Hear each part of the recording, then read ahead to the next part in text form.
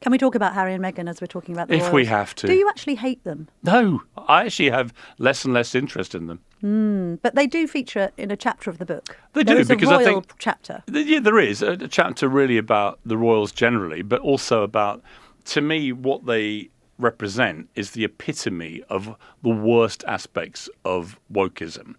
The virtue signalling, the victimhood, the always blaming other people, the rank hypocrisy, jumping on private jets and preaching about the environment, preaching about poverty on their Twitter account and then having a $500,000 baby shower and so on. There's sort of an underpinning of hypocrisy, double standards, virtue signalling, victimhood, all these things which I despise about the woke mentality.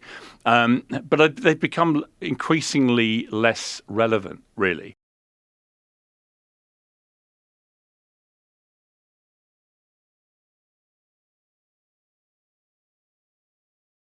Listen up, because if there's one thing that gets my blood boiling in this clown show of a media circus, it's watching a self-proclaimed truth-teller like Piers Morgan spew his venom at Harry and Meghan Sussex while pretending he's above the fray. These two. They ditched the gilded cage of Buckingham Palace, not because they woke up one day hating tiaras and tea times, but because they chose something radical: independence, actual justice. The kind that says, screw your suffocating traditions. We're out here building our own damn lives, and what do they get for it? A barrage of bile from hacks like Piers, who can't stop yapping about them long enough to notice his own reflection in the mirror, a bloated, red-faced puppet dancing for the royal overlords he claims to despise. Let's rewind for the slow ones in the back. Harry, born into a fishbowl where every fart is front-page news, watched his mom get chased to death by paparazzi hounds.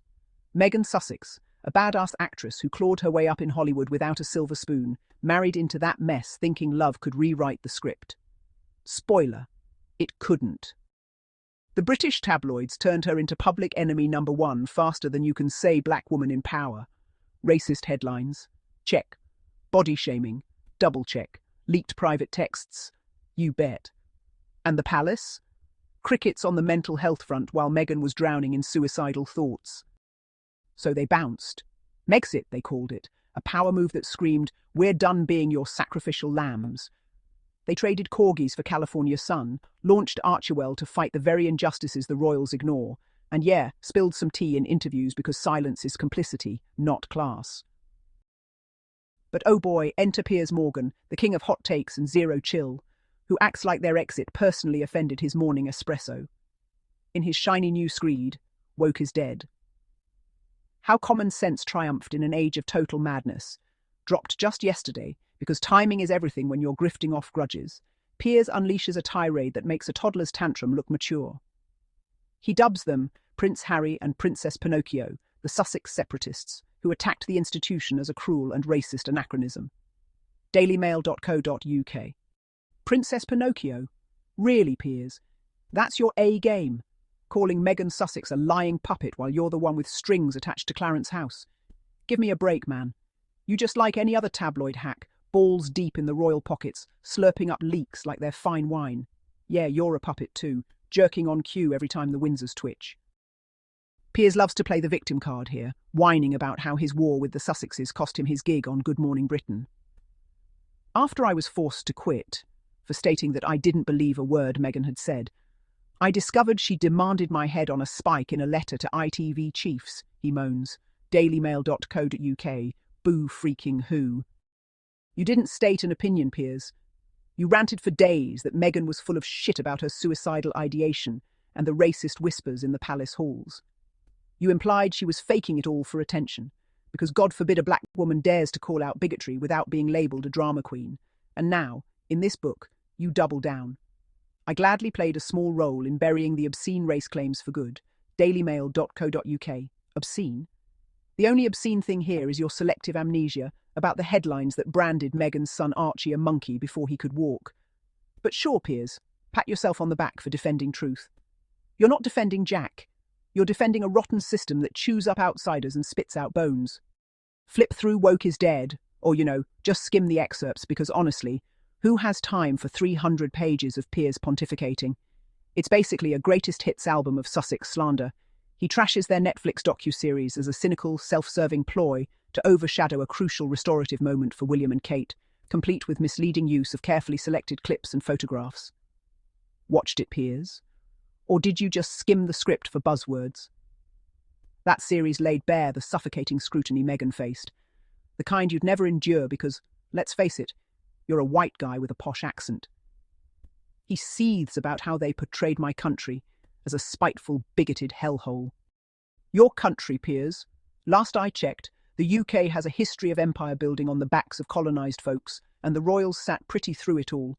Harry and Meghan calling that out isn't betrayal, it's overdue housekeeping. And don't get me started on his Diana obsession. Piers froths that the Sussexes made relentless, distasteful use of Harry's late mother to stoke sympathy for Meghan. The vain attempt to put Meghan on the same lofty pedestal as Diana was frankly disgraceful. Disgraceful? Says the man who built half his career hawking Diana scoops like they were candy. Harry invoking his mum's murder by paps isn't vain.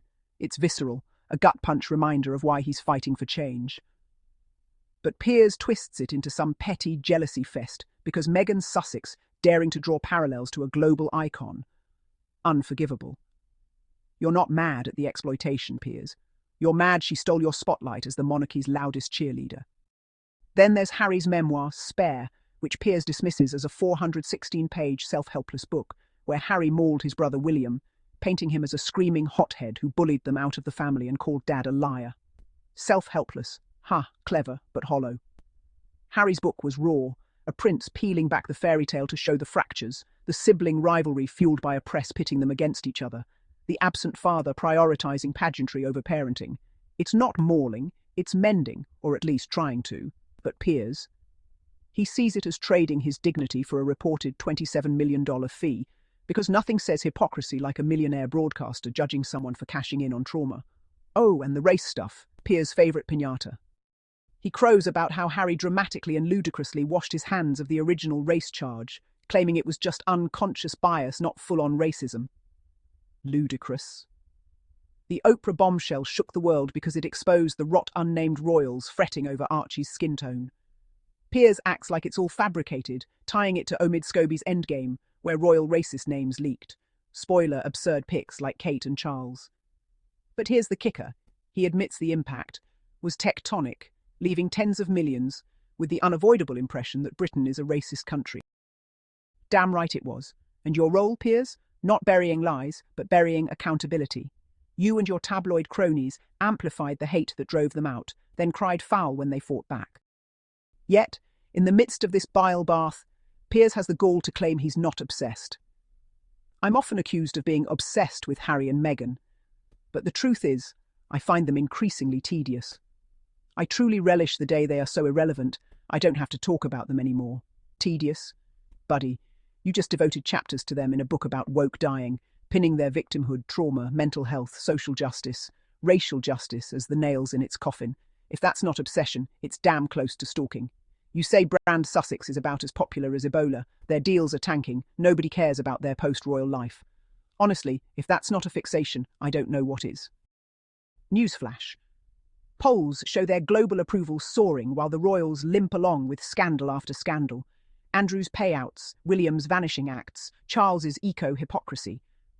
They're thriving because they chose authenticity over anachronism, justice over jewels. Piers wraps it up by calling for the king to strip their titles because nothing screams common sense like punishing dissenters. Daily Mail. Co-UK Sussex.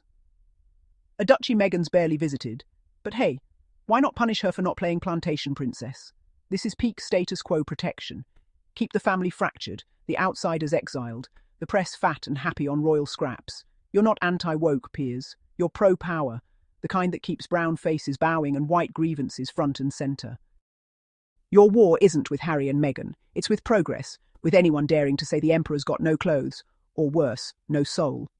At the end of the day, Harry and Meghan Sussex stand tall. They chose independence when it would have been easier to stay silent, justice when the world rewarded complicity. Their Archewell fights child trafficking, election integrity, online hate. The real woke wins, not your culture war crap. Piers? He's just noise, a fading echo in a podcast graveyard, clutching his grudges like life rafts. The status quo he's guarding? It's crumbling, man.